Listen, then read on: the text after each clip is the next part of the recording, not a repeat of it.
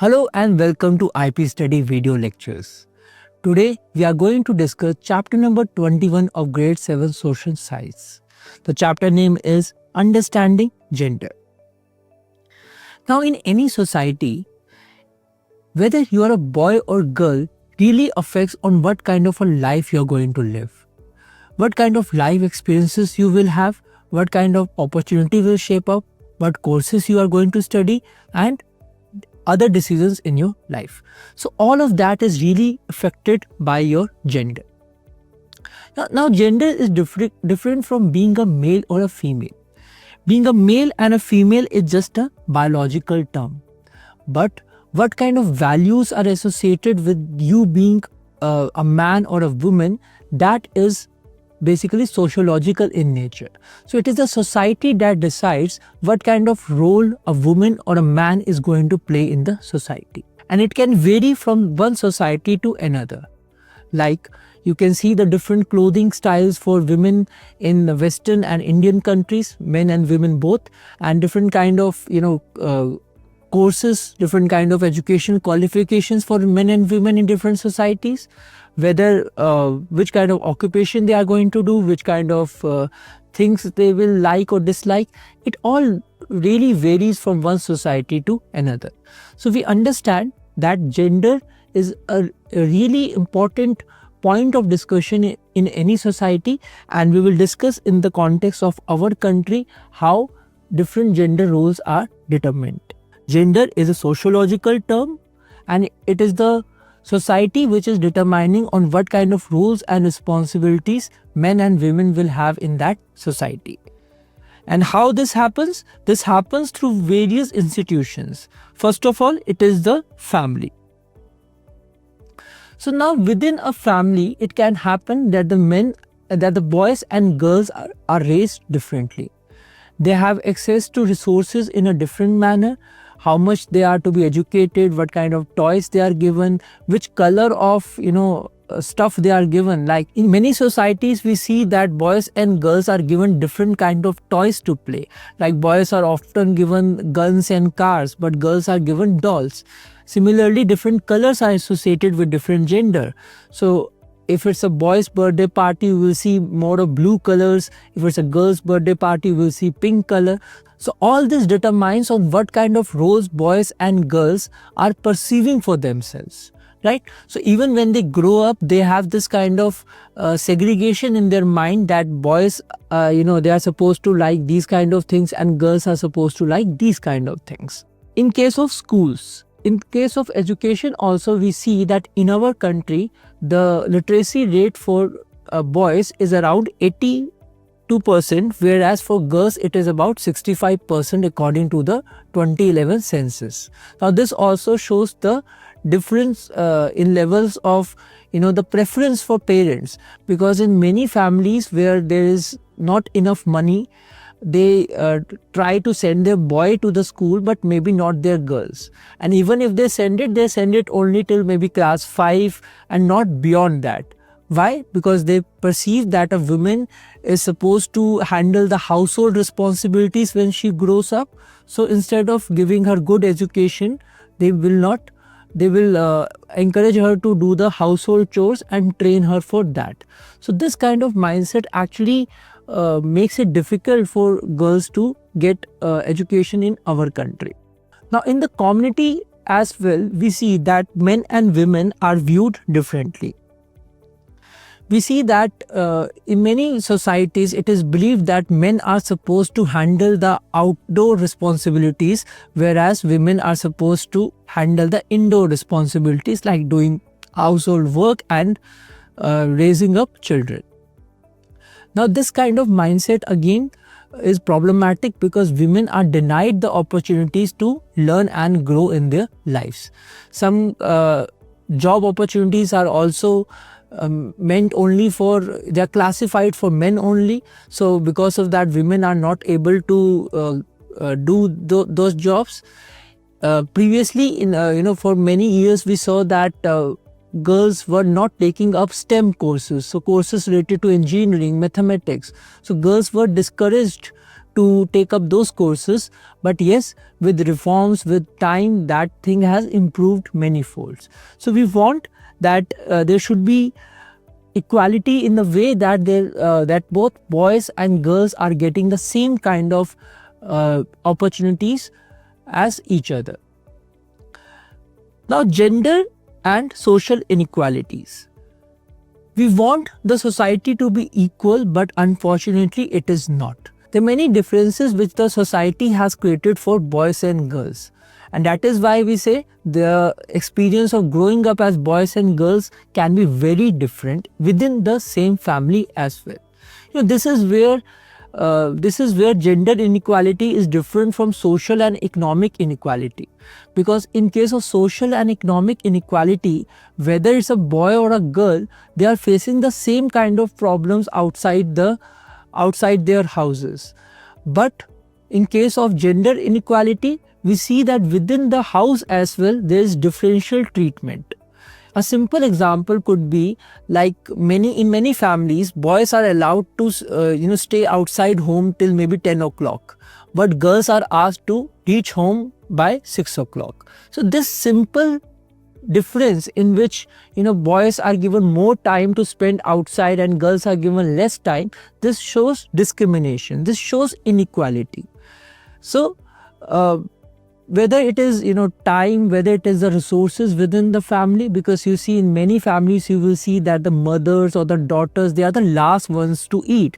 Only after serving the male members of the family they take their own food. So these are the subtle forms of discrimination that can happen in many families around, right? So celebrating of the birth of the son and not celebrating the birth of the daughter as much, that is one problem.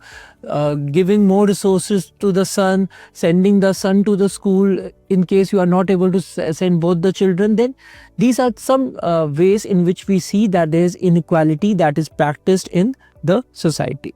The constitution of our country does not encourage any kind of inequality. Even in case of gender equality, we see that the right to equality given to us by the constitution covers gender inequality as well. So whether it is men and women, whether it is a boy or a girl, equal opportunity should be given to everyone. For our constitution, as per our constitution, there is right to equality, everyone is equal before the law. Apart from the constitutional guarantee, our government has also taken several steps to empower the women in our society. The national policy for the empowerment of women is one such example. It was implemented so that through different schemes of the government, we ensure that the status of men and women in the society is equal and women are getting the same kind of opportunities as the men. So what exactly is women empowerment? Women empowerment means that women are given opportunities in all the spheres, whether it is education, whether it is health, whether it is politics, employment opportunities. Women are encouraged to participate in all these things. So how this is done? There are different ways in which women empowerment is, the idea of women empowerment is promoted in the society. First of all, campaigning. Now, many laws are framed for the welfare of women. Going back in 1960s, when we were seeing a lot of deaths due to dowry, demanding of dowry, we saw that the Dowry Abolition Act was framed. Then we see there's a law for women who goes to office or works in any place. So we see that women were treated differently from men at the workplaces. So to protect the interest of women in those places and to make them feel safe, a law was framed which was called the Protection of Women from Sexual Harassment. Right? So after this act, if there's any kind of molestation, any kind of harassment against women, they could report it, and there was, men were really cautioned against, behaving in the right manner at the workplaces to protect the interest of the women. Similarly, when there were more cases of domestic violence, then Protection of Women Against Domestic Violence Act was also framed. right, to protect the women, to protect especially the housewives whose husbands were beating them, right? So all these acts were framed after campaigning by different women groups. So through campaigning, whenever there is any issue, and this is not an issue of one person or one community, it is an issue of a large number of women. So by campaigning, you are forcing the lawmakers to frame the laws in the favor of the whole group. So it is not just one or two women who benefited from these acts. In fact, all the women in our country are beneficiaries of these acts, where we can see that there is protection, there is empowerment for them to do different things, right? So campaigning has that kind of a role. Second point is raising awareness. Now, women rights activists have used street plays, role plays, movies, magazines to express their concerns. So different problems of women have been highlighted through all these different mediums to spread awareness about different women issues. Protesting. Whenever there is something that happens against the interest of women, we see that different women groups and even normal citizens, they come and they protest against that incident. So this shows that that issue is highlighted and some action is taken against it. Now it is also important that the women movements also are aware about the other movements going on in the society. So whether it is child rights, whether it is the environment. So if we see, all the interests are interrelated in one way or the other. So women movement also shows solidarity with other kind of movements taking place in the society. Now our next topic is women's work and equality. Now I will start with a small story here. A teacher asks the students, what does their mother do? So some students say that their mother is a doctor, some say that their mother is a teacher or a lawyer. So every student give these kind of answers. Now one student says, oh, my mother does nothing. The teacher says, how is that possible? Tell me the routine of your mother. So the child says that my mother wakes up in the morning, then she cooks breakfast for me, she makes me ready for the school, then she helps my father to get prepared for the office, then she cleans the house, then she cooks lunch, then she looks at other tasks, maybe cleaning clothes or cleaning utensils, then she looks after the garden, and then she cooks dinner for the family and also helps the child with the homework. So the teacher explains to the child that your mother does so much work. By simply calling her a housewife is not right to her. In fact, being a housewife includes a lot of responsibilities, taking care of the whole house, taking care of the needs of the children and other family members. It is indeed a huge task. So to recognize that domestic chores or domestic work is also a lot of work, just because it is not paid in the way that other professions are paid, it is wrong to consider that it does not amount to work. So our government also tries to convey this idea to people that women, in fact, if we look at our country or many countries in the world, women actually do a lot more work than men. Because if you go to agricultural places where agriculture is common, we see that the women is taking care of all the needs of the family, and then they're also going to the farm to take care of the crops. So we see that in many societies, women actually work more than men. Right?